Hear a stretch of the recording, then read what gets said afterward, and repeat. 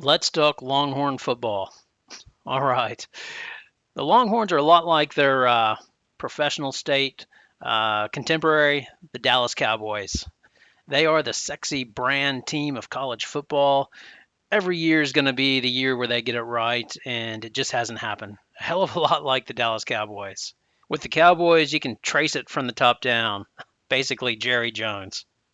Changes in coaches, turnover, turnover, turnover. With Texas football, it's much the same. At Texas, the boosters drive everything. If the coaches don't have immediate success, then they're likely going to be gone. Thank you very much, Charlie Strong and Tom Herman. Thank you for your services, but get the hell out. Now it's Steve Sarkisian, Sark. Let's paint two pictures. One where everything is beautiful, the sun is out, roses, and everything's great. And then the second picture that will be painted in this video is the doom and gloom and the sky will fall on Texas. First, let's go with the true believer scenario. So if you're a true believer of Texas, what you'd be saying is Sark came in, yes, he went 5-7, but really those were initial pains required as he was changing the culture of Texas, rooting out the bad apples. This was highlighted by defensive line coach Bo Davis losing his mind after Texas had a loss. Let's take a listen. It's real!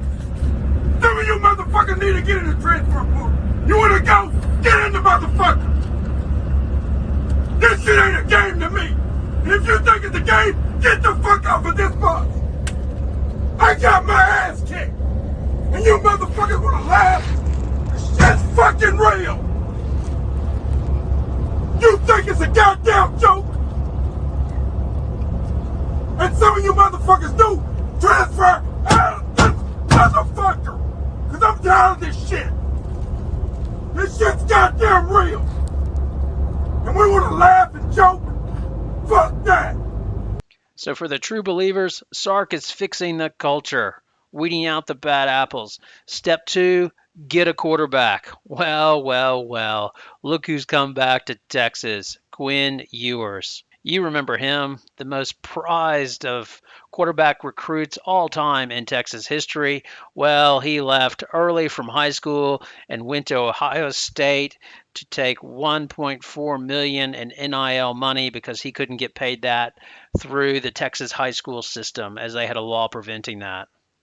Well, Ewers went to Ohio State and was very unhappy as he got there in August, got behind, lost out on the QB job to CJ Stroud, and decided he was homesick and ultimately has decided he's coming back to Texas. Again, for the believers, you say, my God, we have finally got a quarterback. And when you have a quarterback in college football, you have a chance of success.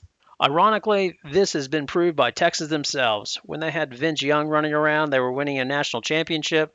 When Colt McCoy was a top 5 quarterback, they were in the national championship game against Alabama. As soon as he injured himself against Alabama in the national championship, Texas fell to mediocrity and have been in the woods ever since. So now you've got a QB that's going to be great with an offensive genius, Sark. There's no way Texas can lose. Oh, wait a second. Yes, there is. All right, let's go doomsday scenarios. All right, so these are for the haters and the ones that don't believe in Texas and think it's rotten from the top down.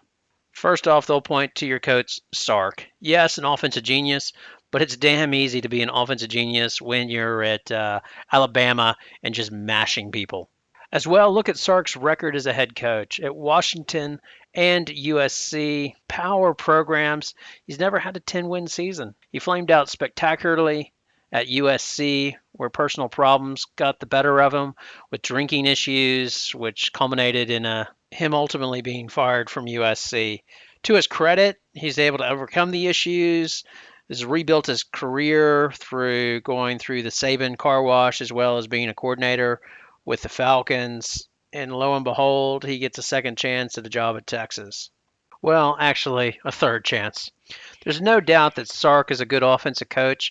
The problem is, the naysayers would say, is when you come to Texas, you need to come with a bit of cachet just to control the boosters.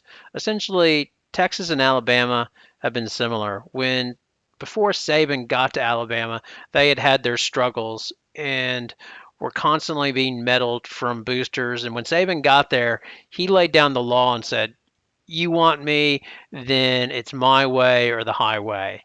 And essentially, you need that at Texas as well. If you don't have that dictatorial attitude, then the other way is you have to win early on. That's what Mac Brown did, and then he was the ultimate politician.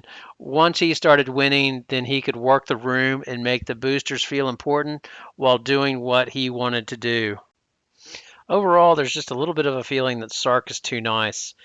This is exemplified best by that bizarre press conference where the guy gives him like a question in the form of a 3-minute compliment. I mean, can you imagine that happening to Saban? Saban would have just killed the guy. Does Sark have enough of the FU a-hole personality trait that needs to be in a coach to run a program at Texas? Well, it appears not. And if you don't have that, well, then you better have a hell of a lot of winning that makes you have a lot of cachet, i.e., Lincoln Riley going to USC. Sark, on the other hand, is a rebuilding project. He doesn't have a hell of a lot of winning behind him. He has personal issues in the past, which it appears he's overcome. But if he has troubles at Texas, people will say, why the hell did we go with this guy? He's never demonstrated anything in the past, which makes it real hard at Texas if you go through rough times like he did in that first year. This second year, he better win. If he doesn't, he's in trouble, and everybody knows he's in trouble. And here's the solution. Quin Ewers, Sark, the offensive genius, now has a quarterback, and this will solve everything. But herein lies the next problem. Is Ewers the answer? There is no doubt that he's a hell of a talent. He can make all the throws from the age of 5. I think his dad, Curtis, took him to a quarterback camp, and Ty Detner's dad said this guy is special. So this guy was born to be a quarterback, destined to be a success. But what comes with this is pressure and danger.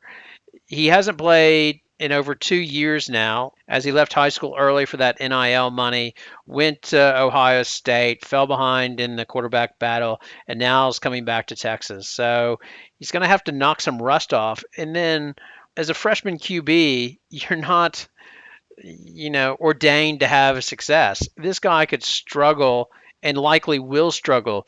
Will Texas have the patience to allow this guy to struggle and find his feet?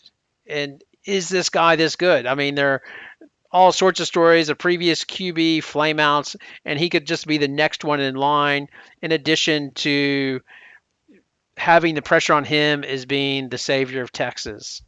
So if they don't have success, well, then this is going to lead to Sark's firing, and then we get another quarterback there, and then the changeover again at Texas, and then will everybody exit through the transfer portal, and that ongoing over and over and over change. And that is the nightmare scenario for the Texas Longhorns, and might be one of the reasons they need, if Sark does not work out, they are going to have to go out and get a coach, the dictator, unabashed, will win coach, an Urban Meyer or something like that, especially if you're going to go in the SEC. You don't want to go into the SEC with a weak coach under pressure and be Auburn. Sorry for the cheap shot, Auburn. But in the SEC, you need to know what the hell you're doing, especially when your neighbor, Texas A&M, knows what the hell they're doing. They've worked out the NIL. They've got the monster class of 2021, 22, and they're running on all cylinders. The ultimate doomsday scenario is that it all goes to crap, and then Ewers transfers to Texas A&M and wins a national championship. But don't forget, Texas fans, I also painted you a scenario where everything comes up roses as Sark turns into the offensive genius he is, and Ewers is the greatest quarterback of all time. So anyway, all we can do now is wait till the games start in the fall. Bring on Alabama week 2. Hey, Texas. Anyway, thanks a lot for watching. Please like and subscribe to this video. Please subscribe to my channel. It'd be much appreciated. Thanks again for watching.